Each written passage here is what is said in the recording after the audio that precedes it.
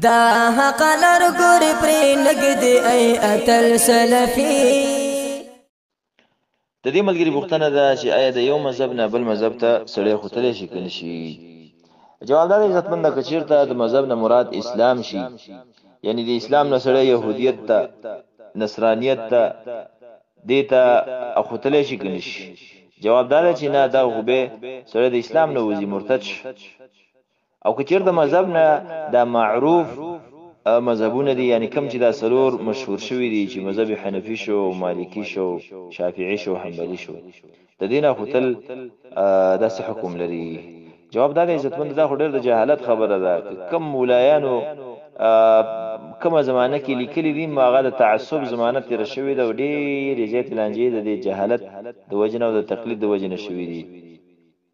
نو دا خبره سچ خطا ده، بلکې د اسلام سره دا ټکراو د عزتمندو. او عجبه دا د عجبه چې داس یو مولا به تاسو پیدا نه کوي، خاص کر بالذات حنفي علما چې کوم دي چې هغه نه ته پوسو کې او دا وته وی چې بولای صاحب د سلور واړه مذاهب حق دي کنه دي، او هغه ته وی چې حق نه دي. هر یو وی او که تاسو خېلی په منبر باندې دا چې وی سلور واړه مذاهب حق دي، خو زمون پکې غوړه ده. دا خبره غدروغ ده، صحیح نه ده. مطلب دا وای چې سلور واړه حق دي، نو هر کله چې اقرار کوي چې سلور واړه حق دي، نو به څنګه وای چې د دې خپل ناروا دي؟ حق مطلب دا شو چې کم یو تب هغه باندې عمل کې هغه جایز ده، یعنی تانه په الله راضي کیږي او دغه د الله دې په بخي، نو به سره د څنګه وي؟ دا څومره جهالت د دې د خپل خبرو هغه مخالفه ده. ذکر دی وجه اکثر کله ویم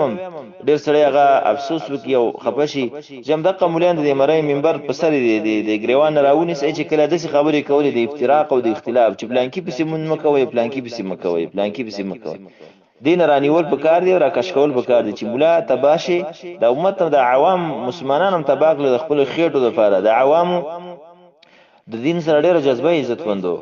هغه چې کله ډیر سخت شي په دی وجه پلان کې مولا ته ویلي دی هغه د دین ښکاری. نو ته تاسو مولانو مونږه په جنگ باندې چولي الته چې منځ پسې مکوا، الته چې هغه مذهب ته تک جایز نه دی، ولته چې څلور واړه حق دي. نه دا څنګه کېدل شي؟ دا د دې خبرې سم دغه ده. دا خو عامه د غلطي خبرې مطابق دغه مې وکړ. بل دا چې دغه د مذاهب راواله خپل د مذهب د امام صاحب مذهب شکم دی. امام صاحب ته ویلي چې بل مذهب ته دمانه مزینانی دی ویلي.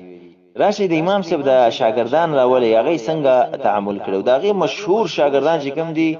امام ابو یوسف محمد دی، د دین نورم دی، لیکن دا دوه کې ډیر مشهور دی او د دین د دې د مذهب د غیر ډیر زیات کړي دی. به خاص کر امام صاحب ابو یوسف هغه ادخ کړي دی او امام صاحب محمد په لیکلو سره هغه ډیر نشر کړي دی.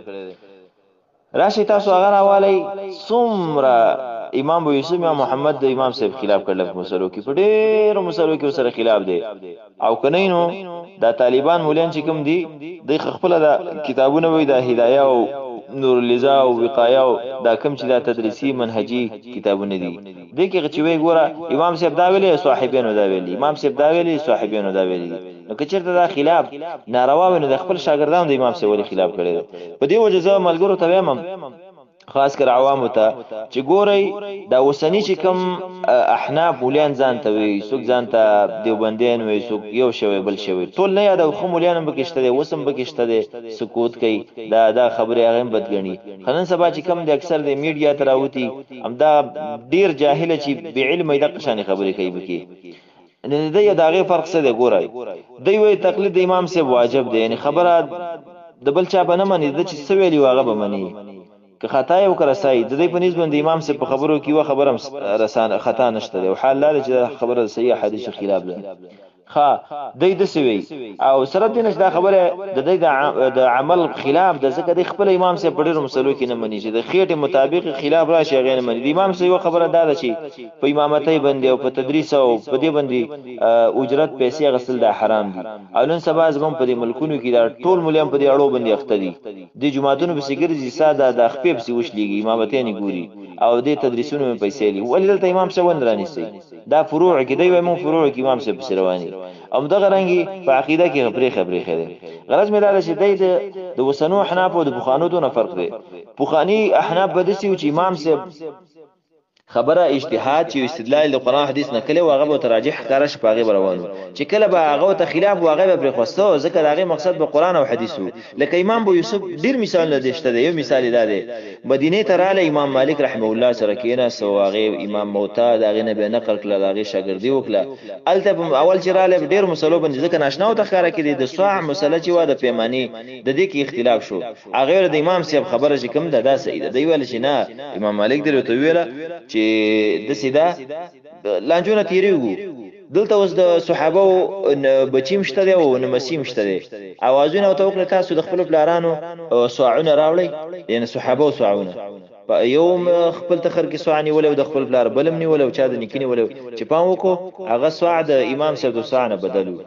نو ګوره دا خو د صحابه لانجونه تیریږي امام ابو یوسف رحمه الله ویلا وای زغه د خپل فتوینه واغوتل ما کاش کې زما امام و استاد ابو حنیفه رحمه الله وینا غبم دسی واپس کړي ولکه ما چې وکړه ځکه د حق دی کنه هغه د سره رجوع کوله ان ډیر مثال نشته بیان خبره وګديږي غرض مې دا ټول جهالت خبرې دي چې دینه ما وړو دسی بده کې وابي بده کې بيدیونه بده کې دا غي خېټو سره کار دی اره مسله کې وابيانو سره په خیراتونو په دې مسلو باندې اختلاف دی الکه وای تاسو پلان کې خیرات نه منئ اول نه منئ یو درې منئ یو سل وخت منئ یو دان منئ واغه نه منئ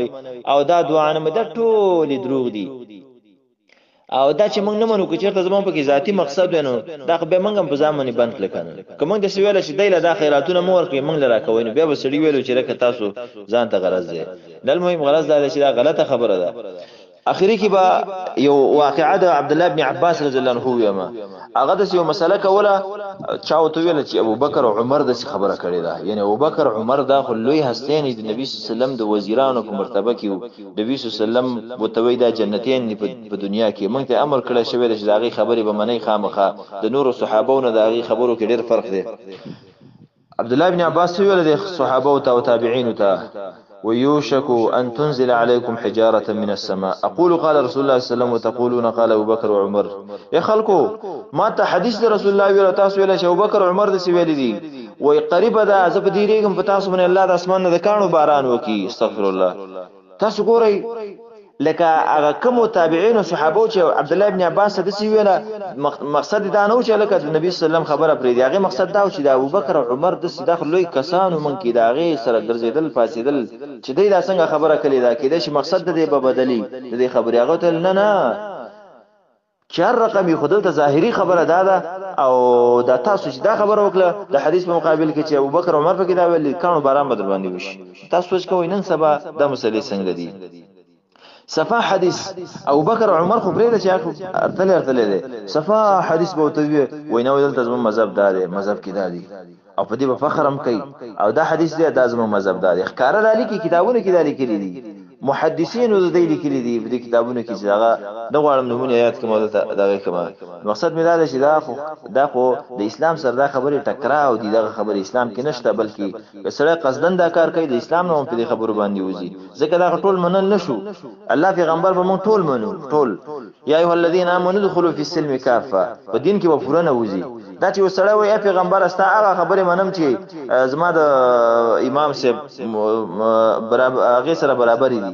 هغه منم او چې کومي برابر نه وي هغه نه منم اې دا مسلمان کېدل شي تاسو سوچو کوي کنه تاسو نه عقل نه لري خبرې دي الله یې منګه او تاسو ټول مسلمانان ته د حق تابعداري هغه په نصیب کې هاذا بالله تعالی توفیق